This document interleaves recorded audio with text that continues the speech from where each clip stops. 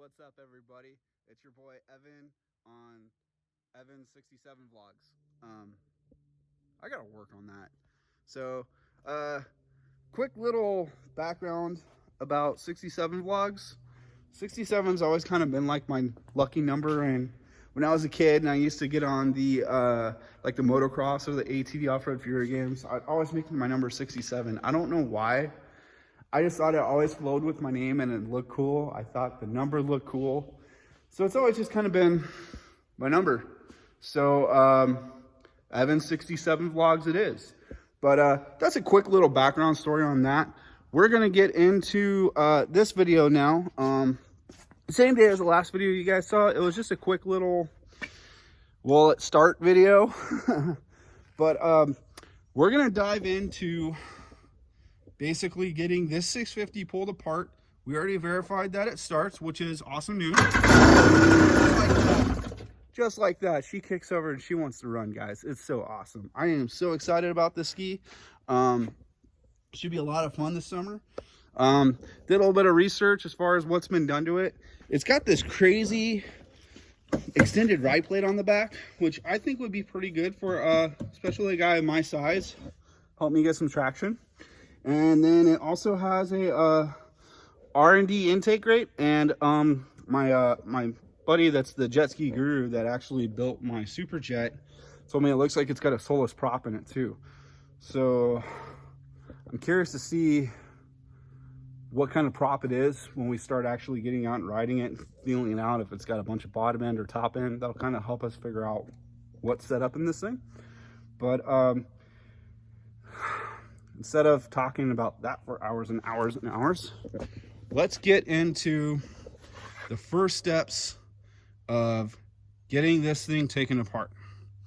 So real quick, I got to get my super jet put back together really quick because I kind of had to pull it apart, get some fuel out of it, and I want to recharge the battery, get the battery back in that one, and give it a turnover. I haven't started that ski in probably like 3 or 4 months, so I don't like to let my stuff just sit, and I haven't really winterized it, so I'm really concerned about, you know, letting the carb gum up from over time.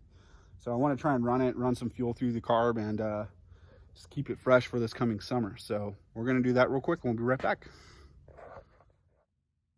Okay guys, so we're back. I just want to show you something I did really quick before we start tearing into actually pulling things out of the engine bay itself. The fuel lines can get a little tricky if you don't know what you're doing, because I'm kind of a noob.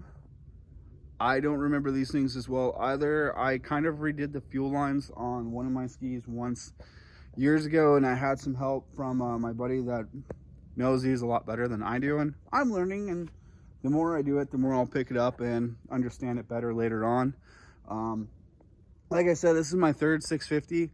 I always kind of enjoyed trying to learn how to wrench on things and do things myself, but sometimes, you know, we look at things that we're just not really familiar with, and you know, you kind of get like that feeling, should I try, or should I kind of get a professional who knows what they're doing involved? And that's where I kind of hesitate with doing these kind of things a little bit, but at least I know if I have trouble getting this thing running when I get it put back together, of course, you know, I have a friend that could really help me with these kind of things. Kind of like the super jet over there. I haven't touched a thing on it because I honestly don't know a lot about that motor, and I've never tore one of those down before yet either. And I mean, one of these days I'm gonna have to learn, but at the same time, like, if it ain't broke, don't fix it. Literally the only thing I've actually done with that thing is, since I got it, I put like a fresh set of spark plugs in it, and that was it. So it's nice when your stuff runs correctly and you don't really need to worry about those kind of things where you need to get a mechanic involved. And, you know, especially when you're mechanically inclined, you know, we all think we can figure things out, but sometimes, you know, when it's outside of our realm of when it's outside of our realm of what we know, I mean, sometimes we just need to get somebody else involved. So, and there's a couple of things I'm seeing right away with this setup that I'm going to redo. I'm going to show you guys super quick. Then something I noticed that they did when they put this motor together, or even just the plumbing, they put a flush kit on it, which is nice. By having this, it allows you to actually run water through the motor so you could run it for an extended period of time out of the water.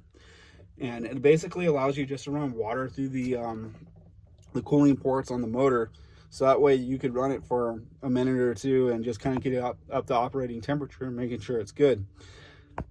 Just a quick dry fire shouldn't hurt anything. However, if you guys can see down here, the way how they did this plumbing, I'm not a fan of this. The way how they teed it in right here and ran this line right next to this drive coupler, all it takes is a little rubbing or catching and it's going to rip that water line, and then you're going to have an issue with this thing trying to sink, and that's where a good aftermarket bilge would come in handy. But however, I did test this bilge that's on the skin and it looks like it's not working. So I'm probably going to look into that and maybe try and get a new bilge for this thing as well as we start putting it back together here in a few days. So yeah, but in the meantime, what we're going to start doing is I'm going to start actually pulling fuel lines and just start kind of clearing some stuff up out of here, get ready to actually pull the motor out. And then once we get the motor out, then we can start actually working on cleaning and scrubbing the hull. We might pull the fuel tank out as well. I'm not sure if I'm willing to go that far yet, but I really would like to get this thing nice and clean. So stick around and see what happens. Oh yeah, I forgot to mention, I don't know if it showed you guys or not, but I drew this this diagram of the fuel lines for myself for in the future, so that way if I have questions I can kind of go back to this and kind of remember where things go. I'm sure there's some online diagrams as well, and I also did take some pictures, so before we tear into this I have something to kind of go off of, so that way when I put it back together I know where things go. So that's a good tip to help you if you're not sure of what you're doing. Make yourself a diagram, take some pictures. It helps me. Okay guys, so just kind of getting you guys back up to speed on what's going on over here. So I already kind of went to town on, as you can see, we got a bunch of stuff already moved. Carburetors out, it's up over there, as well as we're just kind of started pulling fuel lines all the way, disconnecting some of our coolant lines, and we're pretty close to getting this thing out of here already. I mean, these things are pretty straightforward. This is the second one I've actually pulled apart, and you kind of know what you're doing and you know where everything's at. Pretty easy. So literally in about a snap of a finger, we're gonna have this thing out of here. And just like that, guys, snap, we out. We got the old turd pulled out, and it wasn't too bad. Definitely some water lines I want to redo. Couple of other things. We're definitely gonna put on that other manifold that I got, this little cleaner. We're gonna go through, check all the gaskets and everything on this guy. I want to strip this thing down, maybe powder coat the bed plate, maybe powder coat the header, and then also I'm thinking about maybe powder coating the head itself, the cylinder head. So other than that, this thing's definitely going to need some new spark plugs. I really want to strip this thing down and maybe just give the case a nice good coat of some fresh VHT paint. See if I can find a new coupler shield. This one's kind of tore up. And then probably just kind of pull some things apart, check everything out, making sure everything else looks good. I mean, for the most part, we know that this motor actually runs, which is really good. That's a good start. Couple of other things that's going to need some work that kind of bothered me a little bit as I was pulling this thing apart is the fact that the electrical, I want to go through and try and clean this up the best I can. I definitely can tell these aren't the original electronics because there is wiring for days in this thing. And I want to make sure everything's taped off and sealed very good. Also, in the next video, we're going to go a little more in depth on stripping this thing all the way down, maybe pulling the fuel tank out, getting all the fuel lines and everything out of here, and just giving this thing a good wash and a good scrub. So that's actually going to be coming in another video, so stay tuned for that one. But a couple of things I wanted to say before we wrap up this video. Evan 67 vlogs, again, this is my new channel. I hope you guys like the content. Don't forget to like, comment, and subscribe. I want to hear what you guys have to say. And also, if you guys are watching, Jet Ski Brothers has kind of helped inspired this kind of vlogging and this build idea that I'm doing right now. I came across your channel and you guys got me hooked. I mean, you guys really know your stuff, and I'm really jealous that you guys have the opportunity of just playing on the water whenever you want. That, and just, you guys do it. I mean, you guys put the videos out and you do it and you have fun, and you know, I'm kind of looking up to you guys right now. Maybe one day when my channel's big enough and, you know, we got some stuff going on, and depending on what we got for skis at the time. I'm from Southern California. I wouldn't mind doing a trip up to Washington. I actually have family up there right now, so I think that would be super cool to do a collab later on with you guys.